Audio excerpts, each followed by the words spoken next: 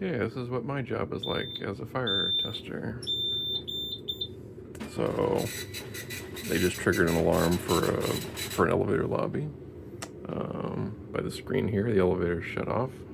Everything's basically recalling as that smoke detector shuts down the elevator.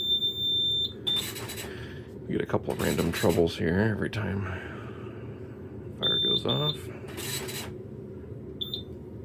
Okay, so at this point, we're gonna let the smoke dissipate. Other coworker upstairs is gonna blow it out. We're gonna do a panel reset after a couple seconds. This takes 10 seconds, 12 seconds. And then we're gonna call on the radio and let the building engineer know to reset the main elevator bank, and then we will reset parking elevator over here as soon as it's clear. We're gonna wait for this red light to go out. Smoke detector is normal.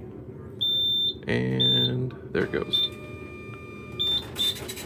Okay, we're gonna do that, and then call out. Fire panels reset. Okay, and that's one floor. We have 6 elevator cars, 1 through 18.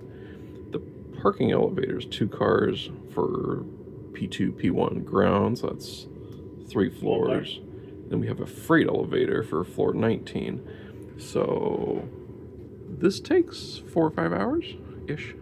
But yeah, that's my day.